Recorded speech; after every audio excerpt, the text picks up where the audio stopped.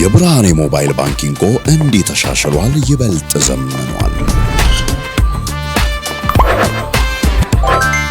በብርሃን ፍጥነት ያሻውትን የሚፈጽሙት ጊዜውን የሚመጥን የሞባይል ባንኪንግ አገልግሎት ከብርሃን ባንክ። እስኪ መተግበሪያውን አፕዴት ያድርጉና አዲሱን አቀራረብ ይመልከቱ። የሚፈልጉትን በሙሉ በፍጥነት በቀላሉ ወዲያውኑ ገንዘብ ወደ አካውንት እንዲሁም ወደ ዋሌት መላክ፣ ክፍያዎችን መፈጸም፣ የአየር ሰዓት መሙላት፣ ስቴትመንት ማውጣት፣ ቀሪ ሂሳብ መጠየቅና ሌላም ሁሉንም በቀላሉ። አዲሱ የብርሃን ባንክ የሞባይል ባንኪንግ መተግበሪያ አሁኑኑ አፕዴት ያድርጉ። ብርሃን ባንክ እንደ ስማችን ብርሃን ነው ስራችን።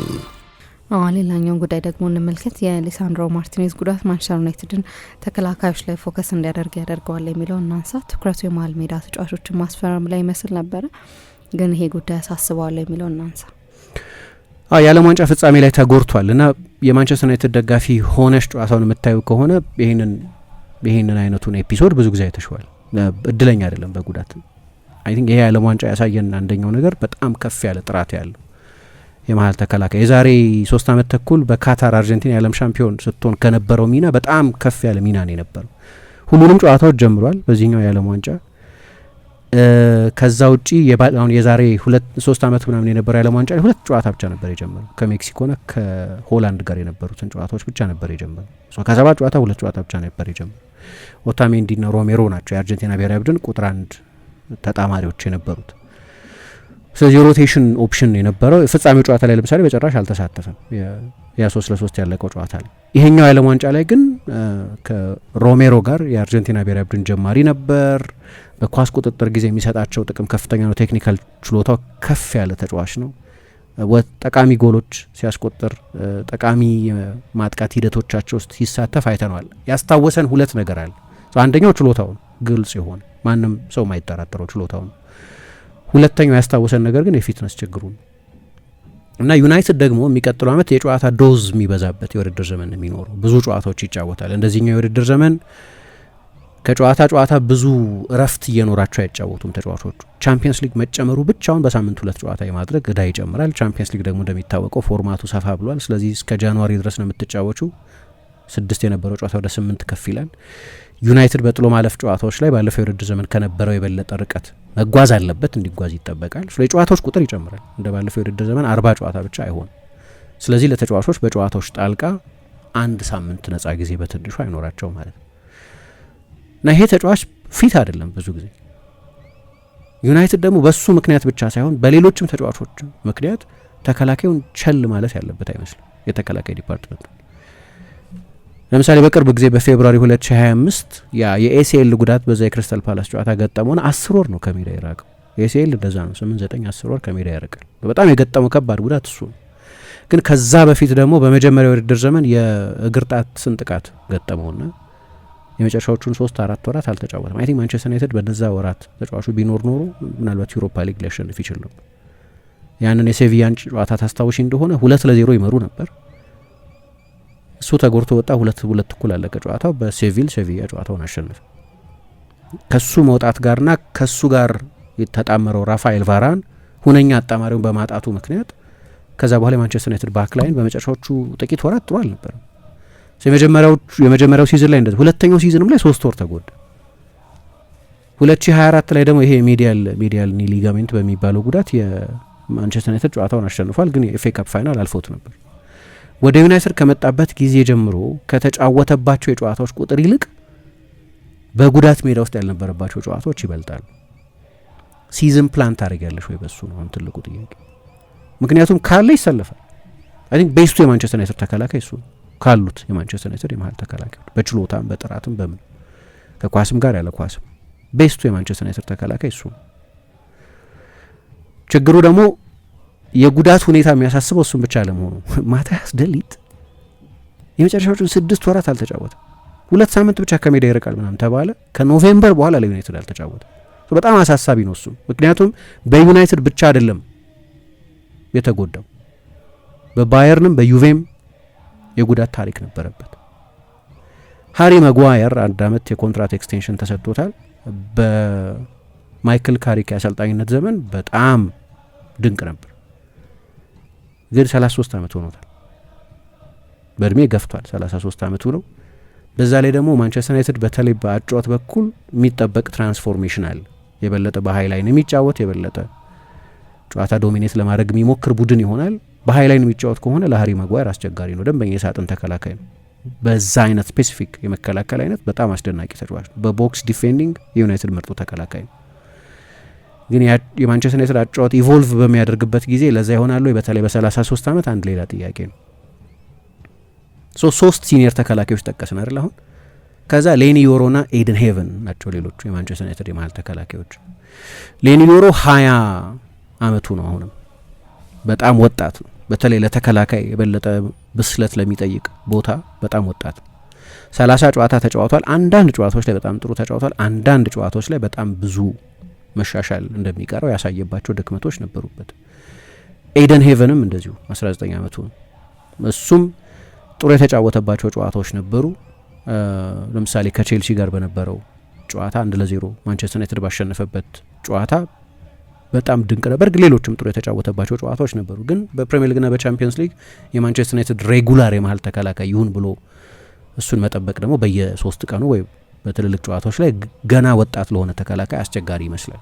አምስቱም የመሀል ተከላካዮች ኮንሰርን አለባቸው። ዩናይትድን ከመሀል ተከላካይ ጋር ጠንከር ባለ ሪፖርት የሚያነሱ ዘገባዎች ብዙ እየሰማሁ አይደለም። ግን ለምሳሌ እንደ እንዳስተያየት ዋጋው ውድ ሊሆን ይችላል። ምን እንደዚህ እንደ ሚኪ ቫን ደ ቪን አይነት ተጫዋች በተለይ ዩናይትድ ወደ ፊት ተጠግቶ መከላከል የሚጀምር ከሆነ ሰፊ ስፔስ መከላከል የሚችል ፈጣን፣ አግሬሲቭ ከኳስ ጋር ከደጅ ተከላካዮች የምትጠብቀው አይነት ቴክኒካል ችሎታ ያለው ተጫዋች ነው። ችግሩ ቶተናም አሁን በሚገዛበት እንጂ በሚሸጥበት ሞድ ላይ አይደለም ያለው። ዩናይትድም ያን ያህል ጠንከር ብሎ ይህን ተጫዋች ለማስፈረም እየሞከረ ነው የሚል ዘገባ አልሰማሁም። ስለዚህ ጉዳዩ በሊሳንድሮ ማርቲኔዝ ላይ ብቻ የሚያጠነጥን አይደለም ማለት ነው። ዩናይትድ የመሀል ተከላካይ የግድ ማለት የሚጀምር የመሀል ተከላካይ የግድ ማስፈረም ያለበት እንዲመስል ያደርገዋል። በተለይ ሊሳንድሮን ደግሞ ሊሳንድሮ ወደ ማንቸስተር ዩናይትድ ከመጣበት ጊዜ ጀምሮ 152 የፕሪሚየር ሊግ ጨዋታ ነው ያደረገው። ዩናይትድ እንደ ክለብ ተጫዋቹ 65 ጨዋታ ብቻ ነው የተጫወተው። ከ152 ጨዋታ 65 ጨዋታ ብቻ ነው የተጫወተው። በአንድም ሲዝን ከ24 የፕሪሚየር ሊግ ጨዋታ በላይ ተጫውቶ አያውቅም። ማክሲመሙ ነው 24። 28 ዓመት ሆኖታል። ደግሞ አሁን ጃንዋሪ ሲመጣ 29 ዓመት ይሆነዋል። በሲዝኑ አጋማሽ ላይ 29 ዓመት ይሆነዋል። በእርግጥ 29 ዓመት ለተከላካይ በእድሜ የገፋ የሚባል አይደለም፣ ለክንፍ ተጫዋቾችና ለአጥቂዎች እንጂ ለአማካዮች፣ ለመሀል ተከላካዮች ገና 5-6 ዓመት መጫወት ይችሉ ይሆናል። ግን ደግሞ ወጣት እየሆነ አይደለም የሚሄደው እና ባለፉት 3 ዓመታት የሚገርም ቁጥር ነው ያየሁት። ባለፉት 3 ሲዝኖች ሊሳንድሮ ማርቲኔዝ 41 ጨዋታ ብቻ ነው ያደረገው። በአንድ ሲዝን እንኳን ብዙ ተጫዋቾች 60 ጨዋታ ያደርጋሉ። በአንድ ሲዝን ብቻ በ3 ሲዝን 41 ጨዋታ ብቻ ነው ያደረገው። ያው አንዳንድ ሲዝን ዘሎታል ማለት 10 ወር ተጎዳሽ ማለት ኢፌክቲቭሊ በሁለት ሲዝን መሀል ያሉ በጣም ብዙ ጨዋታዎች አልፈውታል። ፌብሩዋሪ ነው የተጎዳው። ሲመጣ እንደገና የሚቀጥለው ዲሴምበር አካባቢ ነው የተመለሰው። ሲዝን ግማሽ ሲዝን ከዛኛው ግማሽ ሲዝን ከዚህኛው አልፈውታል። ከዛ ፊት ደግሞ ሌሎች 3 ወራት የተጎዳባቸው ጊዜያት ነበሩ። የሲዝን 1/3 ያልፈዋል ማለት ነው። 41 ጨዋታ ብቻ በ3 ዓመት ማለት እና ደግሞ ሲጎዳ የዓለም ዋንጫ ጉዳቱ ከባድ ነው እያልኳል። ገና አልተነገረም የጉዳቱ መጠን። ዩናይትድ ገና አሰስ ያደርገዋል ነው እየተባለ ያለው የጉዳቱ ኤክስቴንት ምን ያህል ነው የሚለው። ግን እኔ ከሚቀጥለው የውድድር ዘመን እቅድ አንጻር ብቻ ሳይሆን ከኮንትራቱም አንጻር አሁን ያለበት ሁኔታ የሚቀጥለው የውድድር ዘመን መጨረሻ ላይ ኮንትራቱ ያልቃል። በማንቸስተር ዩናይትድ ያለው ኮንትራት ዩናይትድ መወሰን አለበት አሁን ይህን ተጫዋች በተመለከተ። በእርግጥ ያ ኮንትራቱ ካለቀ በኋላ ዩናይትድ ብዙ ውሎች ላይ እንደሚያደርገው ለተጨማሪ 1 ዓመት የተጫዋቹን ኮንትራት ያለ ተጨማሪ ድርድር ማራዘም የሚችልበት እድል አለ። ግን አሁን ውሳኔ የሚወስኑበት ጊዜ ነው። የመጨረሻ ዓመቱ ላይ ነው እየገባ ያለው። የሚቀጥለው ሲዝን ሲጀመር አሁን ባለው ኮንትራት የመጨረሻው ሲዝን ላይ ነው የሚሆነው። የተጫዋቹን ሁኔታ ምን እናድርግ፣ አዲስ ውል እንስጠው ወይስ የሚለውንም መወሰን አለበት። ይሄ በሚቀጥለው ሲዝን መጨረሻ ኮንትራቱ ኤክስፓየር ስለሚያደርግ ዩናይትድ ውስጥ ያለ ብቸኛው የግራ እግር የመሀል ተከላካይ ነው። በጣም ጥሩ የአንድ ለአንድ ተከላካይ ነው። ኮምባቲቭ ነው፣ ተፋላሚ ነው። ልክ የላቲን ተከላካዮች ላይ የምናየው አይነት ኮምባቲቭ ችሎታ ያለው ተጫዋች። አንዳንድ ጊዜ ያልፋል መስመር ኤክሰስ ይሆናል፣ ግን በዩናይትድ ደጋፊዎች ከሚወደዱ ተጫዋቾች መካከል አንደኛው ነው። ሊቻ ነው የሚሉት ጠንካራ ካራክተር ያለው ነው። ሜዳ ውስጥ እንዳልኩት አንዳንድ ጊዜ መስመር ያልፋል። ለምሳሌ ባለፈው ከሊድስ ጋር በነበረው ጨዋታ በቀይ ወጣና 3 ጨዋታ አለፈ። አሁን በካሪክ የአሰልጣኝነት ጊዜ እንኳን በአንደኛው ጉዳቱ ምክንያት 5 ጨዋታ አለፈው። በዚህ ቀይ ካርድ ምክንያት 3 ጨዋታ 8 ጨዋታ አለፈው ማለት ነው። 17 ጨዋታ ነው የሰለጠነው ማይክል ካሪክ። ግማሽ የሚሆኑ ጨዋታዎች ላይ አልተጫወተም። የመጨረሻዎቹን 3 ጨዋታዎች ሶስቱንም ጨዋታዎች 90 ደቂቃ ተጫውቷል። ወደ ዓለም ዋንጫ ከመሄዱ በፊት ጥሩ የፊትነስ ሞመንተም ላይ ነበር። ወደ ዓለም ዋንጫው የመጀመሪያው ጨዋታ ላይ ለዓለም ዋንጫው የተዘጋጀ ተጫዋች ነበር። ግን ቅድም እንዳልኩት የሚወደድ ካራክተሪስቲክስ ያለው ተፋላሚ ጦረኛ የሆነ ተጫዋች ነው። ሲኖር ልዩነቱ በግልጽ ይታያል። በተለይ ደግሞ ከሃሪ መጓየር ጋር በሚጣመርባቸው ጨዋታዎች ሁለት የተለያየ ካራክተሪስቲክስ ያላቸው ተጫዋቾች ናቸው። ድንቅ ፓሰር ነው። የማንቸስተር ዩናይትድ የኳስ ቁጥጥር በተለይ ኦቨርሎድ በሚያደርጉበት ጊዜ ወደ ግራ የሚያደላበት አንደኛው ምክንያት በዚህ ተጫዋች ቴክኒካል ሴኩሪቲ ምክንያት ከፍ ያለ ቴክኒካል ችሎታ ያለው ተጫዋች እሱ ሜኑ ብሩኖ ያሉበት ቦታ የማንቸስተር ዩናይትድ የግራ ኔትወርክ ያለበት ከነሱ ፊት በዛ ወደ ግራ አድርቶ የሚጫወተው ማቴዎስ ኩኛ 3-4 ቴክኒካል ተጫዋቾች አሉ። ያንን ማድረግ የሚቻለው ግን ሊሳንድሮ ሲኖር ለምሳሌ የግራ እግር ተከላካይ ነው አይደል ኤደን ሄቨን ገና ቢሆንም ግን ኤደን የበለጠ ፊዚካል ተከላካይ ነው። በፖሴሽን ሳይሆን የበለጠ በቴክኒካል በማኑ በፊዚካሊቲ በተፋላሚነቱ የተጋጣሚን ቡድን ታርጌት ማርክ በማድረጉ በመጨረሻ ታክሎቹ ላስት ዲሽ ታክልስ በሚሏቸው በእነዛ ነገሮች የበለጠ ጥሩ ተጫዋች ነው እና ትልቅ ልዩነት የሚያመጣ ነው። ወሳኝ ነው በኳስ ቁጥጥርም ጊዜ ያለ ኳስም በጣም ወሳኝ የሆነ ተጫዋች ነው። በቁመት አጠር ላለ ተጫዋችም ብዙ የቆሙ ኳስ ጎሎች ያስቆጥራል። አርጀንቲና ሲያደርግ እንዳየ ነው። አጭር ነው በቁመት እንዲያውም ወደ እንግሊዝ ሲመጣ ትልቁ ክርክር የነበረው ብዙ ክሮስ በሚደረግበት ሀገር እንደሱ በቁመት አጭር የሆነ ተጫዋች ይዋጣለታል ወይ የሚል አይደለም። ሌላው ኤክስፐርት ከማንቸስተር ሲቲ ጋር ከሚደረገው ጨዋታ አስቀድሞ ፖል ስኮልስ እና ኒኪ በት መረብ ውስጥ ነው ይዞት የሚገባው ኤርሊንግ ሃላንድ ሲሉ ነበር። 2-0 አሸነፉ and I think he was maybe man of the match። ሃላንድ አይገባኝም የድሮ የማንቸስተር ዩናይትድ ተጫዋች አካዳሚ ጀምሮ ያለፈ ተጫዋች የአንድን የማንቸስተር ዩናይትድ ተጫዋች በተመለከተ በጣም የሚከበር ተጫዋች እንደዚህ አይነት አስተያየት መስጠቱ እንደሚጠቅም አላቅም። ግን እንደ ሃላንድ አይነቱን ተጫዋች ማቆም እንደሚችል ደግሞ አይደለም ማንቸስተር ዩናይትድ ውስጥ መጥቶ አያክስ እና ዶርትሙንድ በቻምፒየንስ ሊግ ሲጫወቱ አሳይቶ ያውቃል። ፍሬሙ አጭር ቢሆንም ግን ልክ እንደ ኢቫን ኮርዶባ እንደዚህ እንደ አጫጭር ሌሎች ከዚህ በፊት እንዳየናቸው ተጫዋቾች ሁሉ ሴንስ ኦፍ ታይሚንጉ በጣም አስደናቂ ነው። መዝለል የቁመት ጉዳይ ብቻ አይደለም። አየር ላይ ዶሚናንት መሆን የቁመት ጉዳይ ብቻ አይደለም፣ የታይሚንግም ጉዳይ ነው፣ የመዝለል ችሎታም ጉዳይ ነው። በጣም ጥሩ ተከላካይ ነው እና ችግሩ ግን እንዳልኩት የጉዳቱ ሁኔታ ግን አሳሳቢ ነው። ባለፈው የውድድር ዘመን 20 ጨዋታ ነው የጀመረው። በንጽጽር ደህና የሚባለው ያለፈው የውድድር ዘመን 20 ጨዋታ መጀመሩ ነው። ከዛ በፊት በነበረው የውድድር ዘመን ግን 8 ጨዋታ ብቻ ነው የጀመረው። 8 ጨዋታ ብቻ ነው የጀመረው።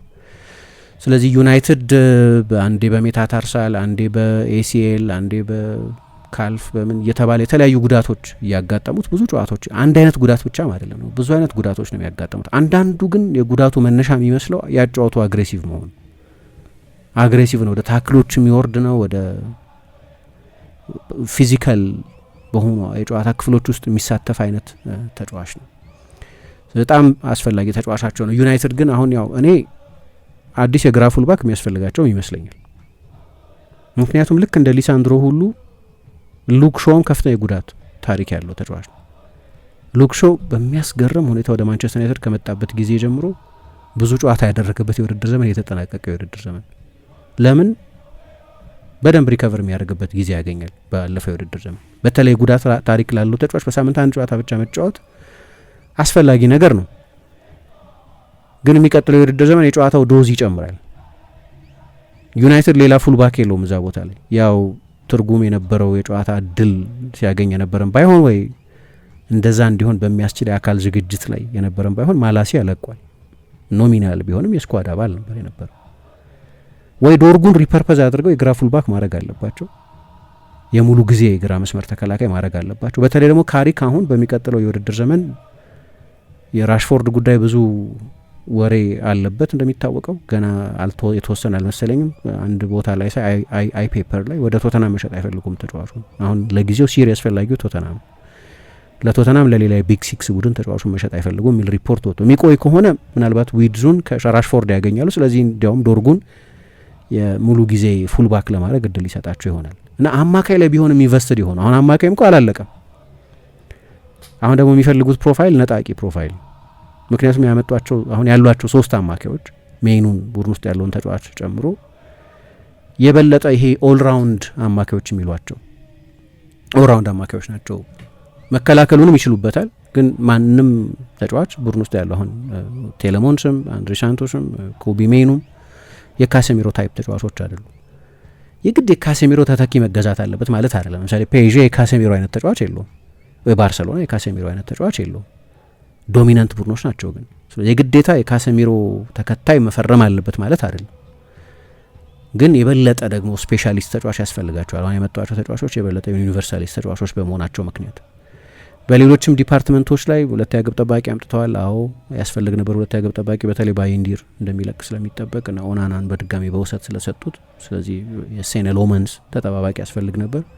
ስለዚህ ካርዳርሎ መጥቷል። ግን በተለይ በተከላካይ ቦታም ላይ ኢግኖር የተደረገ ብዙ ማይወራበት ዲፓርትመንት ይመስላል።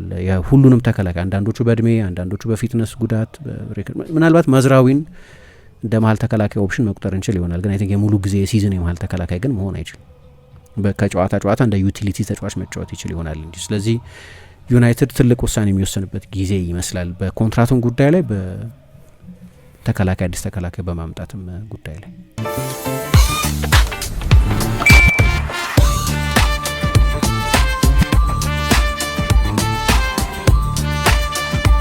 የብርሃን የሞባይል ባንኪንጎ እንዲህ ተሻሽሏል፣ ይበልጥ ዘምኗል። በብርሃን ፍጥነት ያሻውትን የሚፈጽሙት ጊዜውን የሚመጥን የሞባይል ባንኪንግ አገልግሎት ከብርሃን ባንክ። እስኪ መተግበሪያውን አፕዴት ያድርጉና አዲሱን አቀራረብ ይመልከቱ። የሚፈልጉትን በሙሉ በፍጥነት በቀላሉ ወዲያውኑ ገንዘብ ወደ አካውንት እንዲሁም ወደ ዋሌት መላክ፣ ክፍያዎችን መፈጸም፣ የአየር ሰዓት መሙላት፣ ስቴትመንት ማውጣት፣ ቀሪ ሂሳብ መጠየቅና ሌላም ሁሉንም በቀላሉ።